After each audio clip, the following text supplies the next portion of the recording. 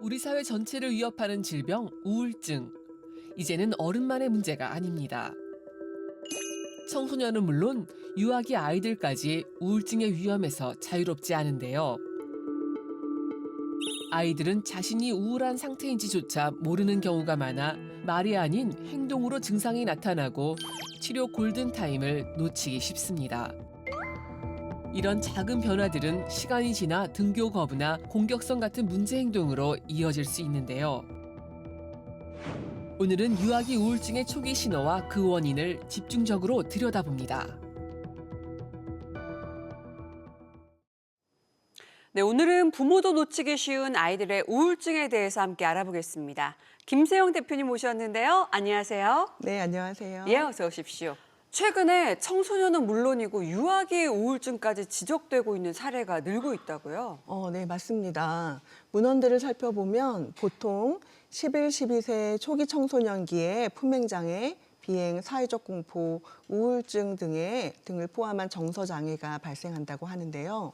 임상 현장에서 보면 그 이전부터 우울증 등의 정서적 어려움이 있는데 초기에는 크게 문제가 드러나지 않다가 초등학교 4, 5학년 때쯤 등교 거부나 학교 폭력으로 행동 문제로 드러나게 되는 것 같습니다. 예. 그렇다면 이러한 문제 행동들이 우울증에서부터 시작이 됐다, 이렇게 봐도 되는 걸까요? 모두 그런 건 아니지만 등교 거부나 학교 폭력 등 아이들의 행동 문제는 임상가의 견해로 보면 아이들이 심리적 불안정 상태에서 오랫동안 지내면서 더 이상 사회에서 사용할 에너지가 없다는 도와달라는 SOS 신호로 보입니다. 쉽게 표현하면 핸드폰의 그 배터리가 100%가 되면 하루를 잘 지낼 수 있잖아요. 심리적 적응 에너지도 100% 중에 50% 정도는 돼야 적응적 상태라고 볼 수 있는데요. 50%도 안 되는 상태에서 간당간당하게 수년 동안 지내다 보니 즉 우울한 상태를 외면하며 살다가 이제는 더 이상 괜찮은 척 가면을 쓰기도 어려워진 상태, 즉 그래서 이제야 민낯이 드러나는 아이들의 우울증이라고 보입니다. 저는 우울증이 좀 사회생활을 하면서 부딪히면서 살아가는 어른들만의 문제라고 생각을 해왔는데 아이들도 예외가 아니라는 점이 좀 놀라웠습니다. 왜 이런 현상이 나타나는 걸까요? 예전에는 아이들은 초자아가 충분히 발달하지 않았기 때문에 우울증이 생기지 않는다고 여겨지던 시절이 있었어요. 하지만 1980년대부터 아동 청소년 우울증에 대한 연구가 본격적으로 이루어지면서 어린아이들도 성인과 마찬가지로 우울감을 경험하고 심지어 유아기에도 우울증이 나타날 수 있다는 사실이 밝혀졌습니다. 그렇다면 왜 그동안 아이들의 우울은 좀 잘 드러나지 않았던 걸까요? 우선 내 아이가 우울증에 걸릴 수 있다는 사실을 부모님께서 인식하지 못하기 때문이기도 하고 또 아이들의 우울증이 성인과는 다른 양상을 보이기 때문에 진단과 치료 시기를 놓치기도 합니다. 비슷한 점이 있다면 생기가 없고 몸이 축 처지고 수면의 어려움, 또 그리고 불안, 긴장, 위축 등이 있고요. 또 반면에 성인과는 달리 기분의 기복이 있어서 생기가 없고 그러다가 축 처지고 그러다가도 외식을 한다거나 여행을 한다거나 또 부모님께서 재미있게 놀아준다거나 하면 다시 활동적으로 보입니다. 그러면 부모님께서는 조금 걱정했었는데 괜찮은가 보네 하시죠. 네네. 하지만 이때 생기는 금방 꺼지고 다시 불안, 초조, 위축 또는 과잉 행동이나 산만함 이런 문제 행동으로 드러납니다. 아이들에게 이런 증상이 생기는 이유, 원인이 궁금합니다. 정확한 용어는 가면성 우울증입니다. 예. 겉으로는 밝고 명랑해 보이지만 속으로는 우울, 무기력, 자존감 저하를 겪는 상태죠. 아이들은 감정을 표현하는 능력이 아직 충분하지 않잖아요. 그래서 슬픔이나 불안을 억누르고 회피하면서 그 스트레스가 몸으로 나타나는 경우가 많습니다. 두통, 복통, 소화 문제, 감기 이런 신체 증상으로 나타나다 보니 부모님도 또 아이 스스로도 내가 몸이 아픈가 보다 하고 착각하는 경우가 많습니다. 감정이 아니라 신체 문제로 오해되는 게 가면처럼 보이는 이유죠. 네, 그렇다면 아이들이 우울해지는 이유가 뭔지 궁금한데요. 우울감은 누구나 느끼는 자연스러운 감정이죠. 그러나 우울한 상태가 오래 지속되어서 건강한 삶을 해치는 게 문제가 되는 거죠. 이렇게 오랫동안 지속된다는 것은 아이가 살고 있는 환경이 아이에게 맞지 않으니 점검이 필요한 상태다라는 뜻입니다.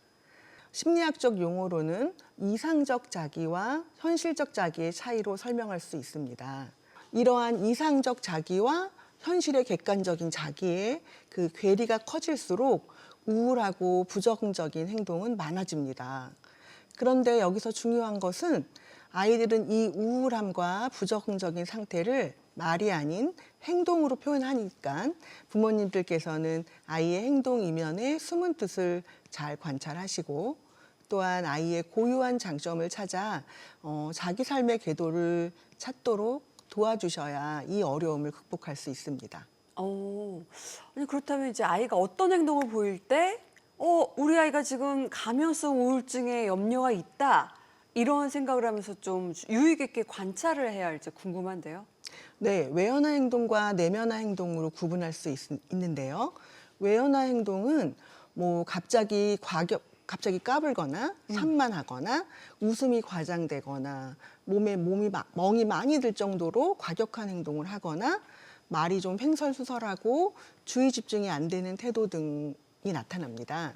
그리고 내면화 행동은 갑자기 불안이 너무 심해져서 엄마가 쓰레기도 잠깐 버리러 못 갈 정도로 불안해하고 또 학교나 학원에 안 가려고 하고 또 옷의 촉감이나 신발의 그런 감촉 이런 거에도 과도하게 예민해지는 등 감각감인 반응이 나타나기도 합니다.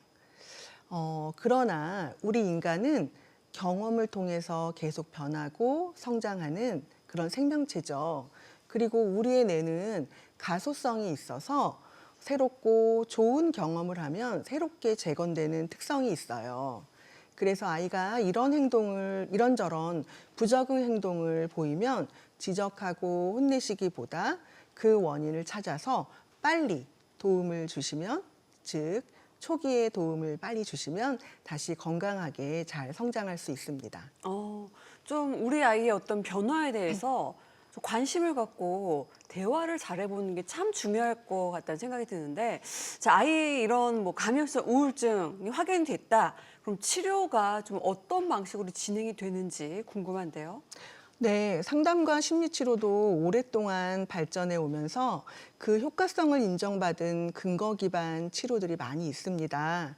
심리적 기초를 튼튼히 해서 아이의 자아를 강화하고 신뢰로운 부모-자녀 관계 형성을 돕는 PCIT나 애착이론 기반의 치료 놀이를 추천합니다. 그리고 혹시 아이가 등교 거부나 학교 폭력 등 적응의 어려움을 겪고 있다면 트라우마를 치료하는 EMDR 상담 개입이 도움이 됩니다. 네.